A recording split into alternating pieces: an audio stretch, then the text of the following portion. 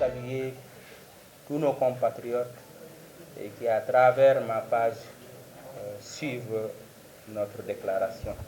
Nous sommes très honorés de votre présence massive à l'occasion donc de notre conférence de presse qui a été convoquée pour nous permettre de nous prononcer sur l'actualité politique nationale. Et je voudrais, cette conférence de presse a pour objet donc la décision du Conseil constitutionnel et ensuite l'appel au dialogue lancé par le président de la République. Dans toute démocratie, l'état de droit est le fondement sur lequel repose la stabilité et la légitimité du gouvernement. C'est un principe essentiel qui garantit que personne, pas même le président de la République, n'est pas au-dessus de la loi. Malheureusement, nous avons tous été témoins d'une situation troublante et regrettable où cet état de droit a été piétiné par le président Macky Sall qui a essayé de contourner les règles établies pour s'éterniser au pouvoir au-delà de la durée de son mandat qui expire le 2 avril 2024. Par décret numéro 2024-106 du 03 février 2024, le président Macky Sall a unilatéralement reporté la présidentielle du 25 février 2024 en invoquant diverses raisons, notamment la double nationalité d'une candidate dont le dossier a été validé par le Conseil constitutionnel, l'accusation de corruption de juges du Conseil constitutionnel. Cet acte posé par le président Macky Sall est une conjuration contre notre démocratie, est une conjuration contre notre République, une conjuration contre les intérêts du peuple sénégalais. Depuis, des recours ont été introduits par des candidats sollicitant donc des recours ont été introduits par des candidats pour contester donc l'acte de l'Assemblée nationale et celui du président de la République. Le Conseil constitutionnel a été saisi par voie de recours par des candidats pour examiner la légalité de cette décision présidentielle.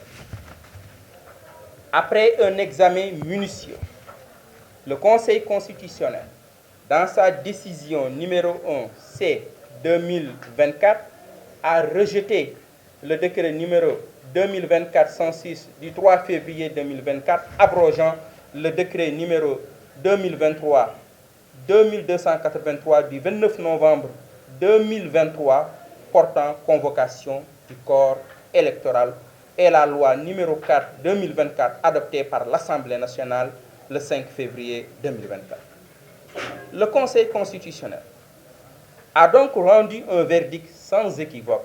Le report de l'élection présidentielle est anticonstitutionnel et viole la charte fondamentale des citoyens libres de choisir leur président de la République à date échue.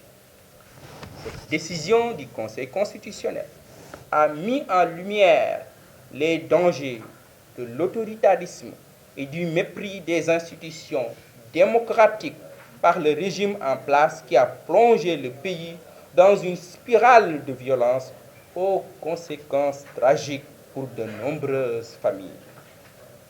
Nous nous inclinons pieusement devant la mémoire des disparus et présentons nos condoléances aux familles éplorées. Dans cet esprit, FDS Les Guelwaars prend acte de la volonté affichée du président de la République de respecter la décision du Conseil constitutionnel d'organiser l'élection présidentielle dans les meilleurs délais.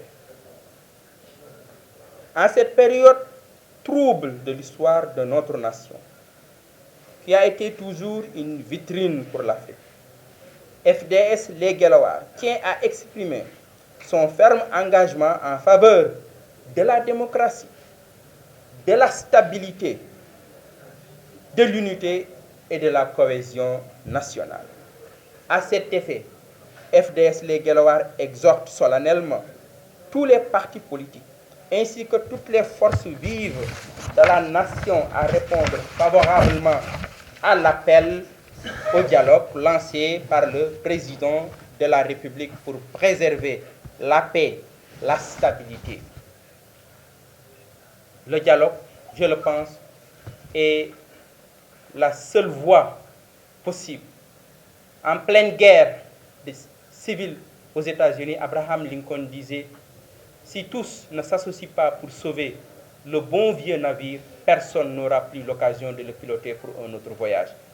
Pour ceux qui veulent le piloter pour un autre voyage, pour sauver le navire, pour sauver notre vieux Sénégal, pour sauver notre vieux pirogue, je pense que nous devons dialoguer entre Sénégalais pour sauver l'essentiel, sauver la démocratie, sauver la République, sauver la stabilité.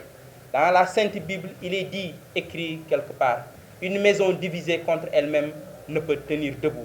Le Sénégal est une maison, une vieille maison, une vieille et grande maison, une vieille et grande démocratie. Nous devons sauver cette vieille et grande démocratie pour sauver la paix, sauver la stabilité, sauver des vies humaines. Nous en avons assez perdu depuis 3 ans. En sentinelle de la démocratie, il est essentiel que nous unissions nos efforts pour parvenir à un consensus fort quant à la date de l'élection présidentielle.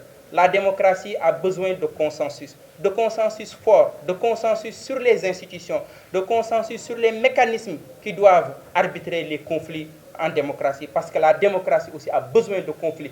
Mais le vrai conflit en démocratie, c'est un conflit qui oppose les projets, une confrontation qui oppose les projets, mais pas une confrontation qui oppose des individus. Cette démocratie permettra non seulement de respecter les principes démocratiques, mais d'assurer une transition politique pacifique et légitime, gage de vitalité de notre démocratie, malmenée par un régime en déclin progressif et irréversible. Nous sommes convaincus que seul un dialogue constructif et inclusif entre tous les acteurs pourra garantir, d'une part, l'organisation d'une élection apaisée et d'autre part, l'aménagement d'une issue de sortie honorable et digne pour le président de la République. En effet, une transition pacifique mais rapide s'impose à nous tous, étant entendu que Macky Sall ne sera plus le président de la République du Sénégal à partir du 2 avril 2024. L'élection démocratique et sans délai d'un nouveau président de la République est donc une urgence pour la stabilité de notre pays, situé dans une sous-région instable et au regard de la géopolitique mondiale aussi agitée qu'une tempête. Il est donc important que le processus électoral soit transparent et respecte la volonté du peuple et les conclusions qui seront issues du dialogue national afin de rompre avec des décennies de pratiques gouvernementales corrompues et autoritaires.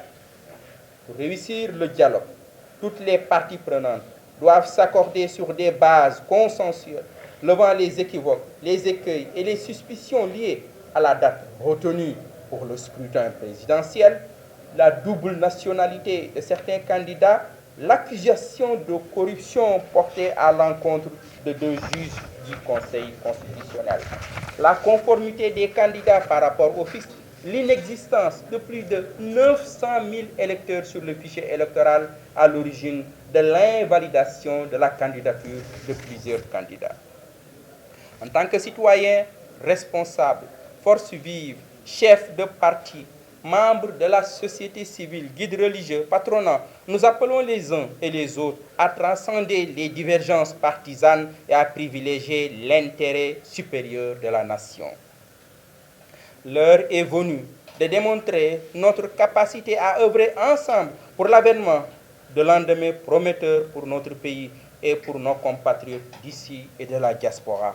Que cet appel au dialogue soit entendu et que chacun contribue par son engagement et sa volonté de compromis à l'instauration d'un climat politique serein et propice à l'épanouissement de notre démocratie. FDS Les Guelwaars demeure convaincu que cet objectif ne peut être atteint sans l'élargissement de tous les détenus politiques, dont Ousmane Sonko et Bassirou Diomaye Faye, qui doit aller à la conquête des suffrages des électeurs dans les mêmes conditions que tous les autres candidats. L'état de droit doit prévaloir afin de protéger notre démocratie et notre territoire. Vive la démocratie, vive le Sénégal.